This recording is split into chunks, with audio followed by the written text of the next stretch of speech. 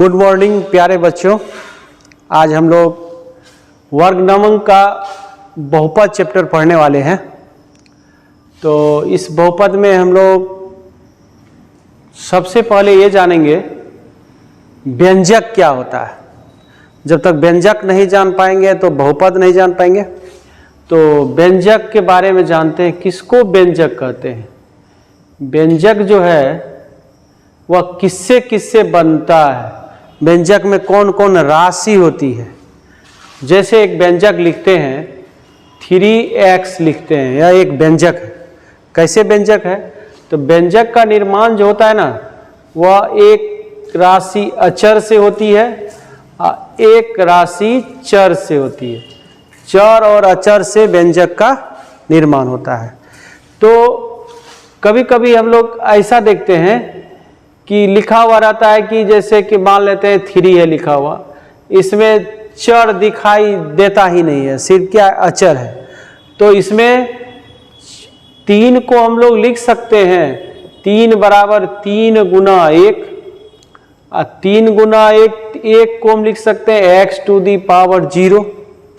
तो इसका मतलब इसमें x जो है वह x पर पावर 0 जो है वह 1 के जगह पर लिखा गया है। तो यह भी क्या है, व्यंजक है। इसमें वेरिएबल राशि नहीं है। अब जैसे कि 5x स्क्वायर प्लस 2x लिखते हैं, यह भी व्यंजक है क्योंकि ये भी एक अचर राशि से बना हुआ है 5 से, और एक चर राशि क्या है x। 2x में भी 2 क्या है, अचर राशि है जिसको हम लोग कांस्टेंट बोलते हैं, और x क्या है, चर राशि है। तो चर अचर से व्यंजक का निर्माण होता है।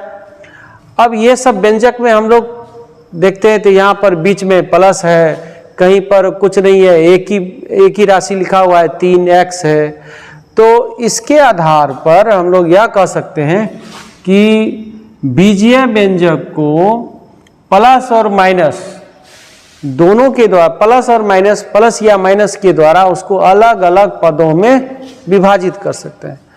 जैसे अब थोड़ा सा जानकारी हम लोग को लेना कि पद क्या है। पद यानी कि टर्म, क्योंकि टर्म का जानकारी भी जरूरी है। व्यंजक में टर्म जानना है, पद जानना है, पद कौन सा होता है। जैसे लिखा हुआ है कि 5x माइनस 2, इसमें कहेंगे कितना पद है। तो इसमें माइनस से ये 2 व्यंजक अलग बटा हुआ है। तो माइनस के द्वारा जो 2 भाग में बटा हुआ है, तो ये पहला भाग और ये हुआ दूसरा भाग।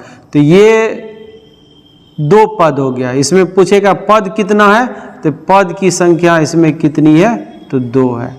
तो इसमें जो पहला पद है उसमें अचर राशि 5 है और चर राशि x है। फिर दूसरा पद है उसमें अचर कितना है, 2 है, और इसमें चर राशि दिखाई नहीं देता है क्योंकि इसमें जो चर है उस पर पावर 0 रहा होगा, यानी कि वह 1 के रूप में होगा। तो किसी भी संख्या पर, एक बात और हम लोग जानते हैं कि किसी भी संख्या पर पावर अगर 0 दे देते हैं, शून्य दे, जैसे x टू दी पावर 0, इसका मान क्या हो जाएगा, 1 हो जाएगा। 5 टू दी पावर 0, इसका मान कितना हो जाएगा, 1 हो जाएगा। तो उसी प्रकार से कहीं अगर x चर दिखाई नहीं दे, समझिए कि उसमें x पर पावर 0 के रूप में छिपा हुआ है।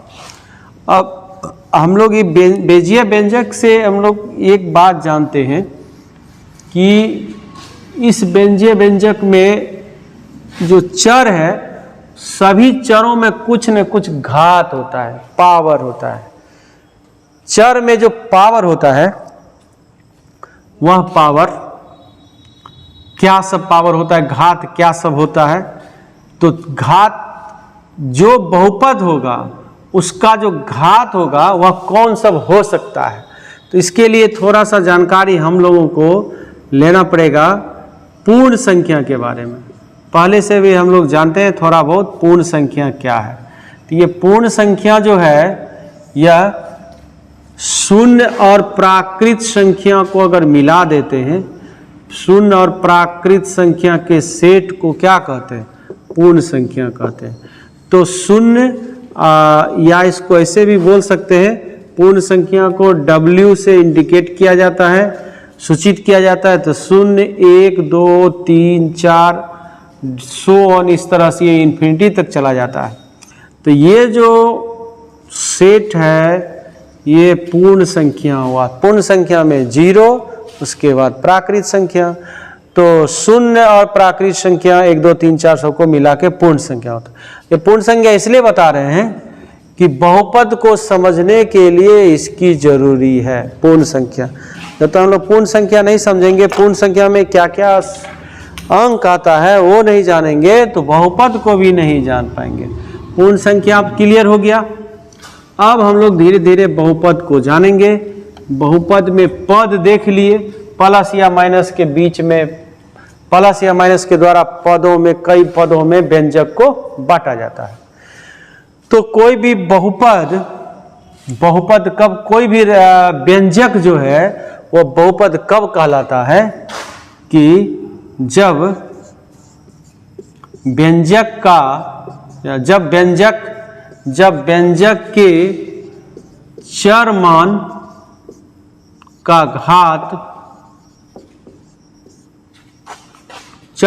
घात, कोई पूर्ण संख्या हो, कोई पूर्ण संख्या हो।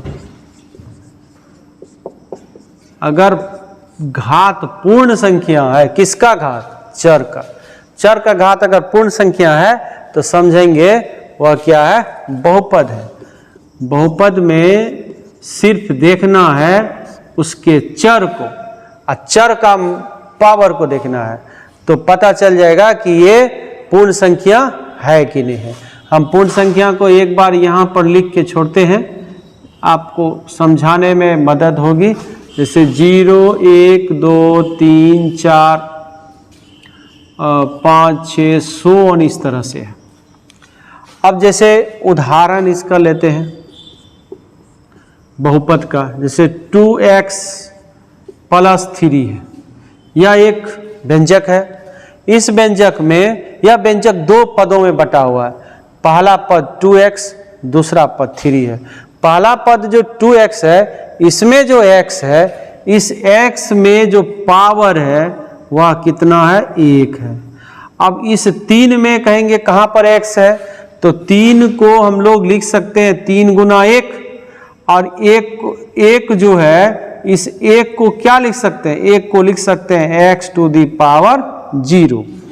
क्योंकि किसी संख्या पर पावर 0 से उसका मान 1 होता है।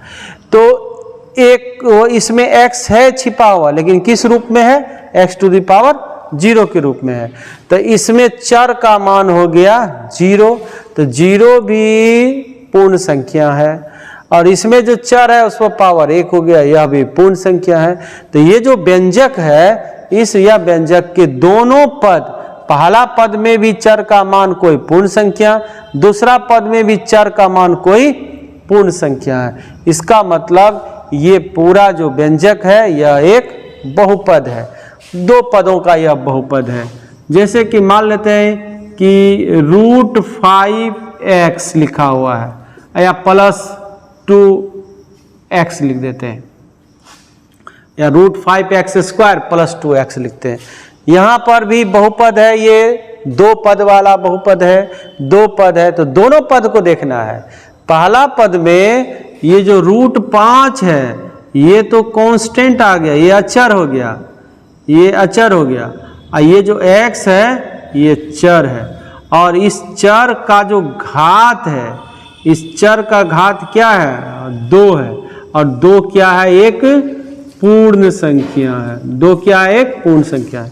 तो घात, चर के घात को देखें, पूर्ण संख्या, और पूर्ण संख्या अगर पूर्ण से 2 है तो 2 एक पूर्ण संख्या है, तो इसका मतलब यह जो है बहुपद है। दूसरा पद को भी देखेंगे, दूसरा में ये क्या है? अचर है, लेकिन x जो है वह क्या है? चर है। अब इस चर का जो घात है, वह घात कोई पावर दिखाई नहीं देता, एक तो रहता ही है। इसको क्या है? x पर कुछ पावर नहीं है तो एक पावर है, तो 1 है, तो एक पूर्ण संख्या से लिया गया है। इसका मतलब क्या है? यह बहुपद है।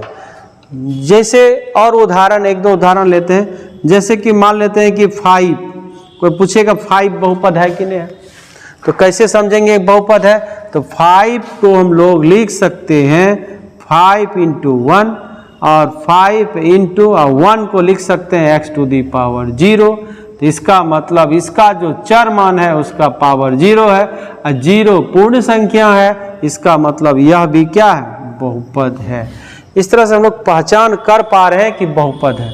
अब कुछ उदाहरण ऐसा लेते हैं कि जिसमें ये बहुपद नहीं है, तो कैसे पता चलेगा कि ये बहुपद नहीं है?